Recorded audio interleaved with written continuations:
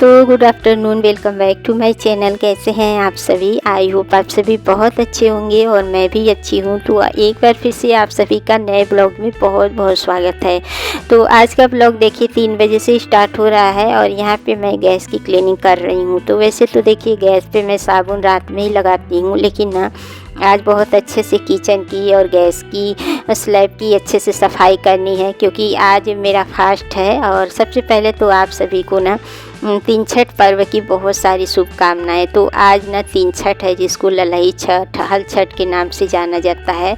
और ये व्रत ना संतान की लंबी आयु के लिए रखा जाता है। और आज के दिन बलराम भगवान का भी जन्म हुआ था, तो इसके उपलक्ष्य में भी ये त्यौहार बहुत अच्छे से मनाया जाता है।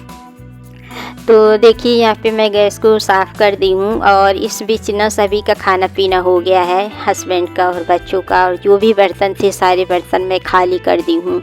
और थोड़े बहुत जो खाना वगैरह बचे हैं देखिए साइड में मैं कटोरे में निकाल के और रख दी हूँ। तो चलिए किचन की तो बहुत अच्छे से क्लीनिंग हो गई है। और मतलब देखिए क्लीनिंग तो डेली ही होती है, लेकिन जो पूजा पाठ होता है, त्यौहार होता है, उसमें थोड़ा विशेष ध्यान देना पड़ता है। और व्रत वाले में तो और भी विशेष ध्यान देना पड़ता है कि कोई भी थोड़ा बहुत जूठा काठा ना दिखे। और यहाँ पे देखिए मैं साग भी धुल ली हूँ। तो आज के व्रत में ना यही साग खाया जाता है। तो ये तालाब में साग अपने आप ही उगता है। मतलब आज का जो व्रत है ना, उसमें कुछ नियम होते हैं, जैसे कि जोते हुए खेत का साग नहीं खा सकते या फिर जोते हुए खेत में नहीं जा सकते। तो ये साग जो होता है ना, वो तालाब में अपने आप ही उग जाता है। या फिर अगर आप जैसे कि आपके पास गमला है या थोड़ी बहुत जगह ज़मीन है ना, तो वहाँ भी मतलब साग का भी छींट के और आप उगा के खा सकते हैं। जैसे कि अगर गमले में मिर्च वगैरह लगाए हैं तो वो भी खा सकते हैं। तो गांव में तो देखिए साग वगैरह लोग ना कुछ महीने पहले ही अपने आप उगा लेते हैं, इसी दिन के लिए कि मतलब मिल जाए आज के दिन साग। चौलाई वगैरह साग खा सकते हैं, लेकिन जोते हुए खेत का नहीं। तो यहाँ पे देखिए शहर में ना थोड़ा सा डाउट रहता है कि अगर चौलाई का साग ले तो क्या पता खेत में उगाया हो। तो इस वजह से ना मैं तालाब का ही साग मंगवा लेती हूँ, जिसको कर्मी का साग बोलते हैं। तो कल ही ये ले आए थे, तो आज मैं उसको धुल के और रख दी हूँ। मतलब शाम में ही बनाऊँगी। और यहाँ पे देखिए बर्तन वगैरह भी मैं सारा साफ़ कर ली हूँ। एक एक बर्तन मैं ढूँढ के साफ़ कर ली हूँ। और किचन पूरी तरीके से क्लीन हो जाएगी, ताकि कोई जूठा ना रहे, और एकदम अच्छे से किचन साफ़ सुथरा कर दूँगी। और आज मैं ब्लॉग सुबह से नहीं बनाई हूँ, क्योंकि ना मतलब सुबह पूजा पाठ का कुछ दिखाना नहीं था। और इस पूजा में ना कुश की पूजा होती है। कुश को गमले में या आंगन में लगा के और उसमें गांठ दी जाती है। और तीने का चावल जो होता है ना, तीने का चावल भी जोते हुए खेत का नहीं होता है, ऐसे ही छींट के किसान लोग उसको उगा लेते हैं, तो वही खा सकते हैं चावल। तो वो मैं मंगवा ली हूँ। तो उसी का अच्छा चढ़ाया जाता है सुबह में, जैसे तीना का चावल और भैंस के दूध की दही, महुआ के पत्ते पे रख के चढ़ाया जाता है। और पलास का पत्ता होता है। तो ये सारी चीज़ें तो देखिए यहाँ पे मिलती ही नहीं है। तो मैं ऐसे ही ना मतलब व्रत तो कर लेती हूँ, लेकिन पूजा नहीं कर पाती हूँ, क्योंकि ये सारी चीज़ें यहाँ मिलती नहीं है। तो बस इसी तरीके से मैं हर साल व्रत करती हूँ। और मेरी वीडियो है एक तीन छठ की, जब मैं ससुराल में गई थी तो अपनी जेठानी जी के साथ की हूँ। तो पुरानी वीडियो है, आप लोग चाहे तो देख सकते हैं। तो देखिए यहाँ पे साग जो मैं धुल के रखी थी ना, तो उसको मैं सीटी आने के लिए गैस पे चढ़ा दी हूँ। एक सीटी में एक साग ना गल जाएगी, तो उसके बाद से मैं इसको ना कढ़ाई में निकाल के और थोड़ा सा कलछुल से इसको कूच दूँगी ना, तो ये मतलब अच्छे से हो जाएगा। और इस साग में जैसे कि तड़का वगैरह लगाना नहीं है। आप चाहे तो मतलब भैंस के जो घी होती है ना, तो उससे आप तड़का लगा सकते हैं, लेकिन मैं ज़्यादा तड़का वगैरह नहीं लगाना पसंद करती हूँ। ऐसे ही नॉर्मल साग बस ऐसे ही कुछ के बना लेती हूँ और दही और तीने के चावल के साथ खा लेती हूँ। तो बस देखिए यहाँ पे जो भी दोपहर के बर्तन थे वो भी अच्छे से सूख गए हैं। तो इनको सबसे पहले इनकी जगह पे लगा दूंगी, क्योंकि देखिए आज ना बर्तन बहुत ज़्यादा हो गया था। छोटे बड़े जितने भी बर्तन थे सारा ही बर्तन मैं खाली कर दी थी, और सब लोग टाइम से खा लिए थे ना। तो फिर मैं किचन को और गैस को भी बहुत अच्छे से साफ़ करके और जितने भी बर्तन थे सब साफ़ कर दी हूँ। तो एक बर्तन भी जूठा नहीं था सिंक में। और किचन में आने के बाद ना बर्तन अगर रहता है ना तो बड़ा भारी सा लगता है, जैसे लगता है कि किचन पूरी तरीके से भरी भरी सी है। तो सबसे पहला काम मेरा यही है कि आने के बाद बर्तन को उनकी जगह पे लगाऊं। तो अंदर से बाहर जितने भी बर्तन थे सारा बर्तन मैं उठा लाई हूँ किचन में और उसके बाद से उनकी जगह पे लगा दी हूँ। और इस बीच बच्चे दूध मांग रहे हैं, उन लोगों को चॉकलेटी मिल्क पीना है और हस्बैंड जी भी सो के उठ गए हैं तो उनको चाय पीनी है। तो बस यहाँ पे चाय पानी की ही मैं तैयारी करूँगी। तो यहाँ पे सबसे पहले तो भगोने में से मलाई निकाल लूँगी और ये मलाई मैं स्टोर करके रख रही हूँ ना जन्माष्टमी के लिए। तो मतलब मंडे को यहाँ पे जन्माष्टमी मनाई जाएगी, शायद सब जगह मंडे को ही है। इस बार जन्माष्टमी एक दिन की ही पड़ी है, नहीं तो आजकल देखिए सारे त्यौहार ना 2-2 दिन के पड़ गए हैं। जैसे कि 3 छठ भी 2 दिन का पड़ा है। इधर जो लोग हैं यूपी बिहार से ना वो लोग सैटरडे को किए हैं और मेरे मायके के साइड के लोग ना मतलब संडे को करेंगे।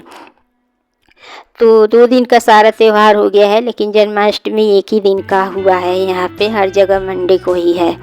तो बस यहाँ पे मलाई निकाल दी हूँ, इसको स्टोर करके मैं रख रही हूँ। और जो पुरानी मलाई थी ना तो उसका मैं मक्खन बना के घी बना के रख रही हूँ। तो मतलब आज के व्रत में भैंस के घी खा सकते हैं, लेकिन मैं घी वगैरह यूज नहीं करूँगी। नॉर्मल साग बनाऊँगी बिना तड़के का, बिना घी का। तो मक्खन देखिए मलाई मैं फ्रिज में रख दी हूँ और दूध जो है उसको जार में डाल के एक राउंड चला दूंगी तो ये इन लोगों का चॉकलेटी मिल्क हो जाएगा। और इस बीच देखिए बहुत तेज़ बारिश आ गई है तो पोछा वगैरह बाहर ही है, उसको साइड में कर दी हूँ। और यहाँ पे अब सीटी भी आ गई है साग से और हस्बैंड जी के लिए मैं यहाँ पे चाय चढ़ा दी हूँ।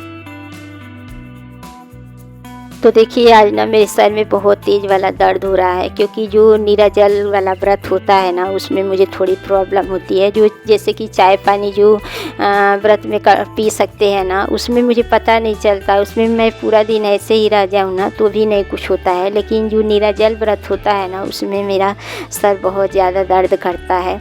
तो आज मैं देखिए चाय नहीं पी हूँ सुबह से, और इस व्रत में चाय वगैरह नहीं पी सकते हैं। और कुछ लोग तो पीते हैं लेकिन मैं नहीं पीती हूँ, क्योंकि देखिए गन्ना जो होता है वो भी खेत में ही उगाया जाता है, गन्ने से ही गुड़ और चीनी बनाई जाती है। तो इस वजह से मैं चाय नहीं पीती हूँ।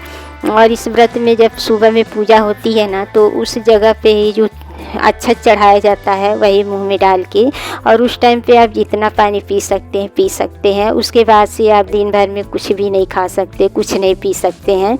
सीधे शाम में या रात में जो खाना बनाएंगे वही खाना होता है। तो इस वजह से ना मेरे सिर में दर्द हो रहा है और मुझे एकदम सुबह सुबह पानी मतलब पिया नहीं जाता है। ऊपर से अगर मुंह में कुछ मीठा वगैरह डाल लो तो प्यास भी लगती है, लेकिन इसमें कुछ मीठा वगैरह भी नहीं खाना होता है। सिंपल सी दही के साथ जो टीना का ये चावल मैं साफ़ कर रही हूँ इसी का अच्छा चढ़ाया जाता है, वही ये एक चुटकी मैं मुंह में डाल के और पानी पी थी। एक गिलास भी पानी मुझसे पिया ही नहीं गया था। तो चाय की आदत है, चाय की वजह से सर में दर्द हो रहा है। तो देखिए साग तो बन गया है, उबल गया है, अभी इसको कूचना बाकी है। और यहाँ पे टीना का चावल देखिए मैं धुल के और चढ़ा रही हूँ। तो ये टीना का चावल ये जब घर गए थे ना वोट डालने तभी मैं इनसे मंगवा ली थी, उस टाइम मुझे याद आ गया था। लेकिन महुआ मैं नहीं मंगवा पाई हूँ, और महुआ मेरे घर पे रहता है, जैसे जेठानी रखी रहती हैं, लेकिन मेरे दिमाग में एकदम आया ही नहीं और मैं इनसे बोली ही नहीं। अगर बोली होती तो ये ले आए होते तो महुआ भी मैं मतलब खा लेती। इस व्रत में महुआ भी खाना ज़रूरी होता है, लेकिन अब जो नहीं है अब क्या कर सकते हैं, जो है माता रानी के नाम पे बस ऐसे ही मैं करके और व्रत रखी हूँ और बस नॉर्मल पूजा जैसे होती है वैसे कर ली हूँ। तो बस यहाँ पे देखिए मेरा जो खाना है वो तैयार हो गया है और अब मैं जा रही हूँ खाने। तो अभी 8:30 का टाइम हो गया है। तो देखिए यहाँ पे मैं भैंस के दूध की दही भी जमाई थी, तो थोड़ा सा दही ली हूँ क्योंकि रात में मुझे दही खाना बिल्कुल भी पसंद नहीं है। और ये वाला खाना ना मेघना को बहुत पसंद है, जैसे कि टीना का चावल, दही और साग, जो जो चीज़ें मैं खाती हूँ वैसे ही उसको पसंद है खाना। तो अभी 2 दिन पहले ये बोल रही थी कि मम्मी ब्राउन चावल कब बनाओगी, तो मैंने बोला कि 3 छठ वाले दिन बनेगा। बाकी मेघना के अलावा कोई भी मेरे घर में नहीं खाता है, हस्बैंड भी नहीं खाते और बच्चे भी नहीं खाते हैं।